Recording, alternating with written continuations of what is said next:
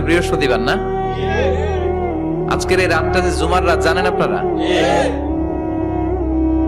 আমরা বাংলাদেশে মনে করি জুমার দিন শেষে যে রাতটা, ওইটা মনে হয় জুমার রাত। আসলে ওইটা শনিবারের রাত।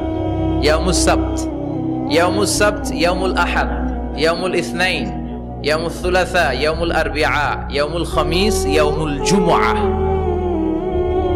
এই হচ্ছে 7 দিনের আরবি নাম। তো আজকে হচ্ছে ইয়াউমুল খামিস। এই দিনে বিশ্বনবী রোজা রাখতেন।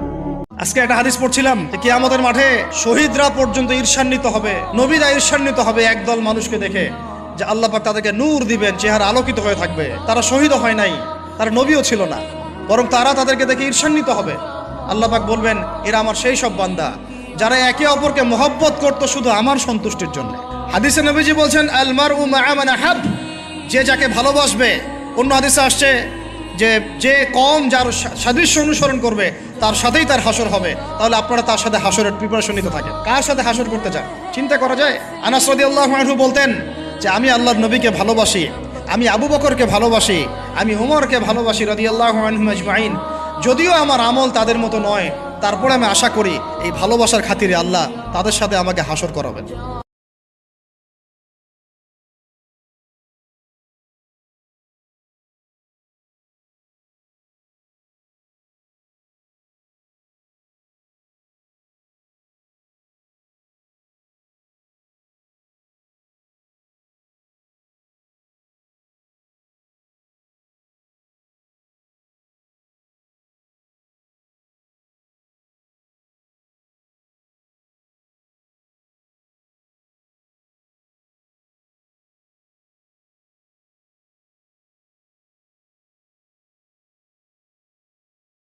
একজন মানুষ ভালো পথে চলছে, চলতে চলতে খারাপ হয়ে গেল, ওই অবস্থায় মৌত হলো, তার পরিণতি ভালো হলো না।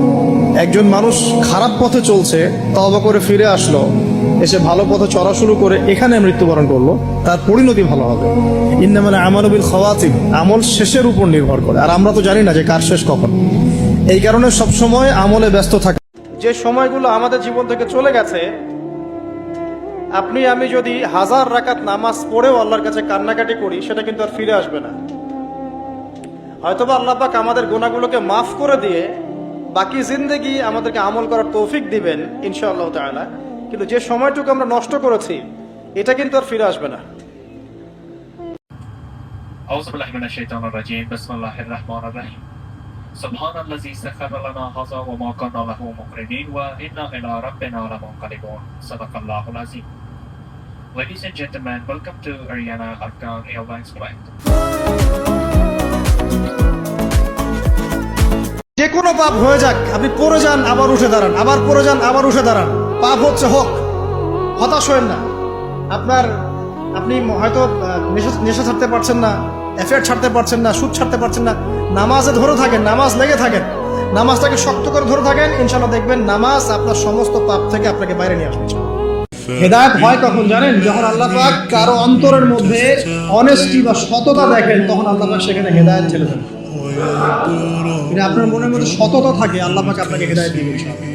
তো সৎ হন, আল্লাহ পাক সৎ হওয়ার তৌফিক দান করুন, আমিন। নবীজি রাতের বেলা এই সূরা বাকারার শেষে 3টা আয়াত তেলাওয়াত করতেন। আমরা করব ইনশাআল্লাহ। আরেকটা আমল বলে দেই, নবী করিম সাল্লাল্লাহু আলাইহি ওয়াসাল্লাম রাতের বেলা সূরা মুলক তেলাওয়াত করতেন। কোন সূরা এটা? কোন সূরা? তাবারাকাল্লাযী বিয়াদিহিল মুলক। কয়টা আয়াত আছে? 30টা আয়াত আছে। নবীজি বলেছেন সাল্লাল্লাহু আলাইহি ওয়াসাল্লাম যে এই সূরা আপনাকে কবরের আযাব থেকে বাঁচাবে ইনশাআল্লাহ।